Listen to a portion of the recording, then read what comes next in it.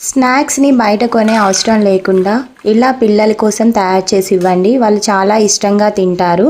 ఇక్కడ నేను స్నాక్స్ని కాస్త డిఫరెంట్గా తయారు చేశాను. కొన్ని ట్రిక్స్ అండ్ టిప్స్ని ఫాలో అయితే మీరు కూడా ఇలానే ఇంట్లో చాలా ఈజీగా స్నాక్స్ని తయారు చేసేయచ్చు. దానికోసం ముందుగా 1 కప్ గోధుమ పిండిని తీసుకున్నాను. 1 కప్ మైదా పిండిని కూడా తీసుకున్నాను. ఒకవేళ మైదా పిండి వద్దు అనుకుంటే మైదా పిండిని స్కిప్ చేసేసి గోధుమ పిండినే తీసుకోవచ్చు. తర్వాత సరిపడినంత సాల్ట్, కారంని, కొంచెం వాముని కూడా యాడ్ చేసుకోండి. అలానే 1 స్పూన్ నెయ్యిని, 1 స్పూన్ ఆయిల్ని కూడా యాడ్ చేసుకొని మొత్తం అంతా కలుపుకోవాలి. ఈ కలుపుకునే విధానంతోనే మీకు ఈ స్నాక్స్ అనేవి క్రిస్పీగా వస్తాయండి. చూసారు కదా, ఒకసారి ఇలా ప్రెస్ చేస్తే ఉండలాగా అవ్వాలన్నమాట. తర్వాత కొంచెం కొంచెం వాటర్ యాడ్ చేసుకుంటూ ఇలా పిండిలా కలుపుకోవాలి.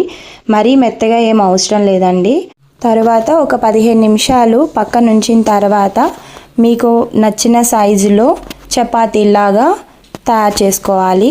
మీకు ఎంత వీలైతే అంత పలచగా ఈ చపాతీల్ని ప్రిపేర్ చేసుకోవాలి.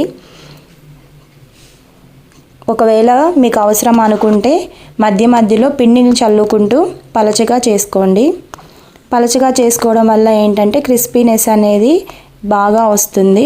ఒకవేళ మందంగా ఉంటే సరిగ్గా మీరు ఫ్రై చేయనప్పుడు అవి మెత్తగా అయ్యే ఛాన్సెస్ ఉంటాయి. కాబట్టి పలచగా ఉంటే ఈజీగా ఫ్రై అవుతాయి. అలానే చాలా క్రంచీగా కూడా ఉంటాయి.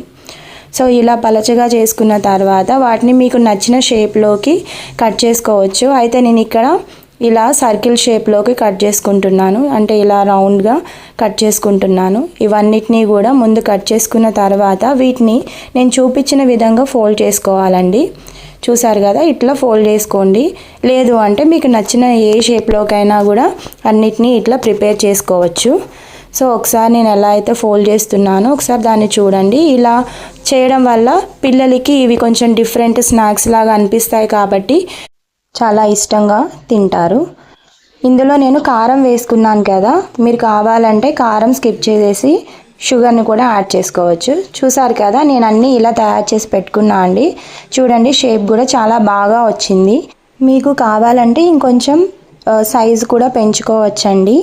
కాస్త గట్టిగా ప్రెస్ చేసి ఇవన్నీ కూడా ప్రిపేర్ చేసుకోవాలి. అప్పుడే మనం ఆయిల్లో డీప్ ఫ్రై చేసేటప్పుడు అవన్నీ సపరేట్ అవ్వకుండా ఆ షేప్ అలానే ఉంటుంది. ఇప్పుడు ఒక కళాయిలో ఆయిల్ని హీట్ చేసుకొని మీడియం హీట్గా ఉన్నప్పుడే మనం ప్రిపేర్ చేసుకున్నవి వేసుకొని ఫ్రై చేసుకోవాలి. మ్యాక్సిమం మీడియం ఫ్లేమ్ మీదనే ఫ్రై చేసుకోవడానికి ట్రై చేయండి. అప్పుడే చాలా క్రిస్పీగా వస్తాయి. ఒకవేళ హై ఫ్లేమ్లో పెట్టుకుంటే కనుక వెంటనే మాడిపోతాయి, లోపల మెత్తగా అయ్యే ఛాన్సెస్ ఉంటాయండి. సో మీడియం హీట్లో ఉన్నప్పుడే మీరు ఇవన్నీ కూడా ఫ్రై చేసుకోవాలి. మరి మాడిపోకుండా గోల్డెన్ కలర్లోకి వచ్చిన తర్వాత తీసుకోండి. ఖచ్చితంగా ఇవి క్రిస్పీగానే వస్తాయి. ఎందుకంటే మనం నెయ్యిని, ఆయిల్ని కూడా యూస్ చేసాం కాబట్టి. అంతే అండి, ఈ స్నాక్స్ని చాలా ఈజీగా ప్రిపేర్ చేసుకోవచ్చు. చాలా క్రంచీగా కూడా ఉంటాయి. మీరు తప్పకుండా ట్రై చేసి మీ పిల్లలకి ఇవ్వండి, చాలా ఇష్టంగా తింటారు. ఒకవేళ మీరు కారంని కనుక స్కిప్ చేస్తే షుగర్ సిరప్లో తీసుకున్నా కూడా స్వీట్గా చాలా బాగుంటాయండి. ఒకసారి ఈ రెసిపీని ట్రై చేయండి. చూసారు కదా ఎంత క్రంచీగా వచ్చాయో. మీ పిల్లలకి చాలా హెల్తీగా ఇలా తయారు చేసి ఇవ్వండి. ఒకవేళ ఈ వీడియో కనుక నచ్చినట్లయితే సబ్స్క్రైబ్ చేసుకోండి. Thank you.